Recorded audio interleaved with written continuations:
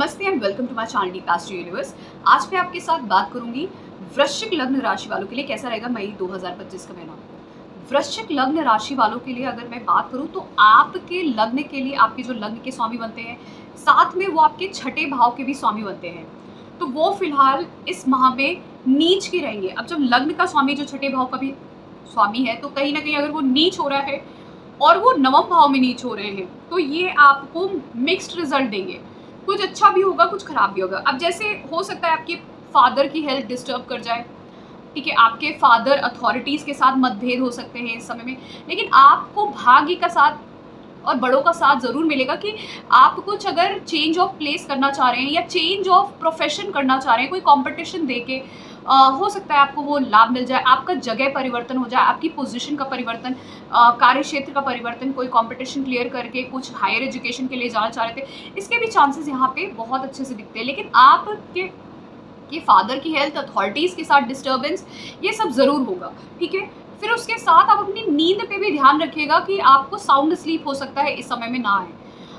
उसके अलावा आपके ट्रैवल डेफिनेटली होंगे, आप कुछ स्किल अपने अंदर डेवलप करेंगे, कुछ नया इनिशिएट करके अपने विल पावर से, कुछ अपने दृढ़ संकल्प लेके कुछ बड़ा, कुछ अपने अनुभवों को बढ़ाने के लिए कुछ कर सकते हैं। फिर चौथे भाव पे भी दृष्टि है, क्योंकि तो इसलिए यहाँ से मंगलदेव कहीं ना कहीं आपके मन को परेशान कर सकते हैं थोड़ा, और मदर के साथ डिस्टर्बेंस कर सकते हैं। आप थोड़ा सा चिड़चिड़े स्वभाव के होके कुछ मदर के साथ अनबन हो जाना, घर का माहौल डिस्टर्ब होना, आपका मन डिस्टर्ब होना, इस तरह की चीज़ें भी यहाँ पे दिखती है। तो उसके लिए आप पानी बहुत पीजिए, एक्सरसाइज करिए वेट के साथ, और साथ में हनुमान चालीसा, ये सब बहुत ही सिंपल रेमेडी है, ताकि आपका स्वेट जो है जितना निकलेगा उतने वो एनर्जी जो है वो राइट डायरेक्शन में जाएगी मंगलदेव की। राहु केतु की बात करें तो राहु और केतु जो है वो फिलहाल आपके चौथे भाव में राहु देव ट्रांजिट कर जाएंगे कुंभ राशि में, और केतु देव जो है वो आपके दसम भाव में। तो यहाँ पे ये इंडिकेशन है कि कहीं ना कहीं आपके घर में बदलाव, जो भी आपका स्थान है उसका परिवर्तन है। साथ में कार्य क्षेत्र में भी हो सकता है आप एक प्रोफेशन को छोड़ के दूसरे प्रोफेशन में चले जाएं, हो सकता है आप एक जॉब को छोड़ के, क्योंकि आपका केतु आपकी जॉब को जरूर छुड़वाएगा, ये तो फॉर श्योर है इन 1.5 सालों में। लेकिन अच्छी बात यह है कि यहाँ पे माघा नक्षत्र जो केतु देव का नक्षत्र है वो भी आता है। तो जब केतु देव माघा नक्षत्र की तरफ जाना शुरू करेंगे और उसके आसपास होंगे, तो आप देखेंगे कि आपको कुछ बहुत बड़ा लाभ मिलेगा। उस समय कोई बड़ी जॉब मिल सकती है। तो केतु देव जितना विरक्ति देते हैं चीज़ों से, तो दसम भाव में जाएंगे, पहले हो सकता है जॉब छुड़वा दें आपकी, आप खुद ही छोड़ दें फ्रस्ट्रेशन में आके, या चेंज करने की सोचें। लेकिन जब वो नज़दीक होंगे, जिस वक्त केतु देव आप अपने खुद के माघा नक्षत्र से, तो आपकी जॉब लग भी जाएगी और बहुत अच्छी लगेगी। और वहीं पे राहु देव जो चौथे भाव में रहेंगे, आप थोड़ा सा अपने घर के एनवायरनमेंट को लेके थोड़ा सा परेशान हो सकते हो, उनके लिए थोड़ा सा चिंतित रह सकते हो। या तो मदर की हेल्थ हो सकती है, या आपके होम लाइफ हो सकती है, कुछ घर का कंस्ट्रक्शन कराना है, घर के लिए कुछ करना है, या घर पे रहते हुए वर्क फ्रॉम होम करना, इस तरह की चीज़ें यहाँ पे आपके साथ होते हुए दिखेंगी, बदलाव दिखेंगे बहुत सारे। और क्योंकि शुक्रदेव यहाँ पे जो आपके मार्केश बनते हैं, और वो आपके ना सिर्फ सप्तम भाव के मालिक हैं पर आपके 12वें भाव के मालिक हैं, और वो उच्च के रहेंगे मीन राशि में, और मीन राशि आपके पंचम भाव में रहती है वहाँ पे शनि देव के साथ। और शनि देव आपके तीसरे और चौथे भाव के मालिक हैं, वो भी कहीं ना कहीं मेलेफिक हो जाते हैं आपके लिए, फंक्शनल मेलेफिक। तो दोनों ही मेलेफिक आपके पंचम भाव में है। तो पंचम भाव जो होता है ना, वो भले ही यहाँ पे मेलेफिक बैठे, पहला भाव, पंचम भाव, नवम भाव, खासकर सबसे ज़्यादा ये त्रिकोण के भाव हैं और सबसे अच्छे माने जाते हैं।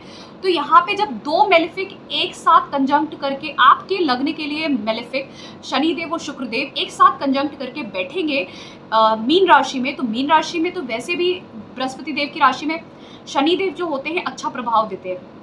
वहीं पे शुक्रदेव भी भले ही शत्रु हैं, लेकिन वो भी वहाँ पे उच्च के होते हैं और अच्छा प्रभाव देते हैं। तो बहुत सारे लोग जो बहुत प्रयास कर रहे थे कोई ऊंचा पद जिंदगी में प्राप्त करने के लिए, वो इस समय में एक बहुत अच्छा पद प्राप्ति कर सकते हैं। कोई हो सकता है अपनी नई एजुकेशन शुरू कर सकता है, लव रिलेशनशिप शुरू हो सकता है जो शादी में आगे जाके कन्वर्ट हो। लेकिन आपको मेहनत बहुत करनी पड़ेगी। यहाँ पे शनिदेव आपको यहाँ पे रहते हुए मेहनत बहुत करवाएंगे, बट आपको बहुत सारे लाभ देंगे। साथ में इवन आप देखेंगे अगर आप चाइल्ड बर्थ के लिए सोच रहे थे उसका भी यहाँ पे आपको लाभ मिलेगा।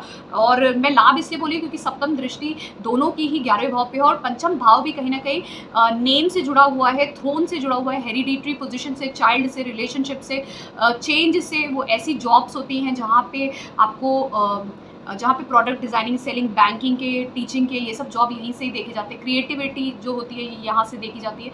तो बहुत सारी ऐसी चीज़ें जो यहाँ से देखा जाता है। तो आपकी बुद्धि कितनी है, आप बुद्धि में आप देखेंगे अगर आप अभी भी स्कूल लेवल पे हैं या बैचलर्स लेवल पे, तो आप बहुत हार्ड वर्क करने वाले हो इस समय में।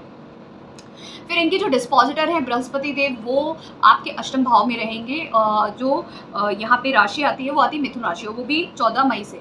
तो क्योंकि बृहस्पति देव आपके दूसरे भाव के मालिक बनते हैं और आपके पंचम भाव के, तो ये फंक्शनल बेनिफिक हैं। तो अष्टम भाव में रहते हुए भी वो अपने ही राशि को, धनु राशि को, दूसरे भाव को देखेंगे, 12वें भाव को देखेंगे और चौथे भाव को देखेंगे। तो 12वें भाव में भी जो राशि आती है वो तुला राशि आती है और जो आपके यहाँ पे चौथे भाव में भी आती है वो शनिदेव की राशि आती है। तो यहाँ पे आपके 12वें भाव से चौथे भाव से जुड़े हुए चीज़ों में कहीं ना कहीं दिक्कत आएगी। जैसे हो सकता है खर्चे बहुत हो, हेल्थ इशू हो सकती है, मदर के साथ डिस्टर्बेंस, होम लाइफ थोड़ी सी डिस्टर्ब कर सकती है, पैनिक जैसी सिचुएशन हो, मन परेशान हो, नींद ना आए अच्छे से। लेकिन आपका धन बढ़ेगा, ये तो फॉर श्योर है। फैमिली बढ़ेगी, धन बढ़ेगा और आप बहुत ज़्यादा खाने पीने पे भी ध्यान दोगे। हो सकता है रात के समय आप एक्सेस काम करके, क्योंकि ओवर एक्सेस काम करना, इस तरीके की चीज़ें भी हो सकती हैं। एक्सेसिवली आपको वर्कलोड मिले जिसमें आपको बहुत काम करना पड़े, तो ये भी हो सकता है कि जिसकी वजह से आपको साउंड स्लीप ना आए और उसकी वजह से आप ओवर ईटिंग भी कर सकते हो इस समय में। ओवर ईटिंग करना, उसमें हेल्थ इशू होना, ये आपको ध्यान देना होगा। फिर आपकी वेल्थ बढ़ेगी, पैसा बढ़ेगा आपका। रिसर्च ओरिएंटेड कामों में आप बहुत इंटरेस्ट लोगे इस समय में। मंत्र साधना, स्पिरिचुअलिटी में बहुत ध्यान देना, चैरिटेबल वर्क भी कर सकते हो। फिर उसके बाद इसके साथ साथ आपके थोड़े बहुत ट्रैवल भी होंगे यहाँ पे इस समय में। और परिवार में भी वृद्धि होगी, बढ़ेगा आपका परिवार। फैमिली बिजनेस है तो वो बढ़ेगा। तो परिवार में वृद्धि ये होती है, या तो किसी की शादी हो गई या बच्चा हो गया, इस तरह की चीज़ें होंगी। फिर सूर्य देव की बात करें, सूर्य देव आपके लगने के लिए जो होते हैं वो आपके लिए अच्छे माने जाते हैं, ठीक है। अब सूर्य देव यहाँ पे दसम भाव के मालिक होते हुए ये अपनी उच्च राशि में रहेंगे, जो है मेष राशि, आपके छठे भाव में। यहाँ पे बुध देव भी रहेंगे। अब बुध देव की एक राशि आती है आपके अष्टम भाव में, दूसरी आती है 11वें भाव में। बुध देव आपके लिए फंक्शन मेलेफिक हो गए। सूर्य जो हो गए वो न्यूट्रल हो गए, तो दोनों मिलके बुधादित्य योग बनाएंगे। क्योंकि उच्च के सूर्य हैं, उनके साथ बुध देव रहेंगे 15 मई तक। 15 मई के बाद भी बुध देव मेष राशि में ही रहेंगे और सूर्य देव आगे वृषभ राशि में चले जाएंगे। तो यहाँ पे जब तक कि मेष राशि में है तब तक कि आपको प्रभाव ऐसा मिलेगा कि कोई भी लोन लेना हो, कोई रेंट पे कोई चीज़ देनी हो, कोई कोर्ट केस लिटिगेशन हो, कोई कॉम्पिटिटिव एग्जाम हो, गवर्नमेंट का हो या कोई भी हो, जिस भी चीज़ से रिलेटेड हो, आप ये सब क्लियर कर सकते हो इस समय में। धन की वृद्धि होना। और अगर बहुत सारे लोग चाहते थे कि अपने बच्चों को बाहर विदेश भेजे पढ़ने के लिए या खुद पढ़ने के लिए बाहर जाए, चाहे दूसरे स्टेट या दूसरी कंट्री, तो उसके लिए भी यहाँ पे योग बनता है। फिर सूर्यदेव वृषभ राशि में चले जाएंगे, आगे बढ़ जाएंगे। और सूर्यदेव जब आपके सप्तम भाव में होंगे तो आप देखेंगे कि आपका जो स्पाउस है वो आपको डोमिनेट करने की कोशिश करेगा। डोमिनेट इन द सेंस उसके साथ कुछ ऐसा होगा, उसकी मान पद प्रतिष्ठा बढ़ेगी जिसकी वजह से हो सकता है वो आपको डोमिनेट करे, या आपका बिजनेस पार्टनर आपको थोड़ा सा डोमिनेट करे इस तरह से। तो वो नेगेटिव वे में मत लीजिए, बट कहीं ना कहीं वो आपके बीच में स्पाउस के साथ ईगो क्लैशेस भी हो सकते हैं इसकी वजह से, ठीक है। तो ध्यान रखने की ज़रूरत है वहाँ पे। फिर जैसे मैंने बोला शनिदेव तो आपके लिए पंचम भाव में रहेंगे, ये बहुत अच्छा रहेगा। भले ही मेलेफिक है लेकिन 2 मेलेफिक एक साथ कंजंक्ट हो रहे हैं वहाँ पे, तो अच्छा ही प्रभाव देंगे। तो योग वहाँ पे बहुत अच्छा बन रहा है। तो ये था मेरा एनालिसिस वृश्चिक लग्न राशि वालों के लिए कैसा रहेगा मई 2025 का महीना। अगर आपको पसंद आया है please to subscribe to my channel deep astro universe. धन्यवाद।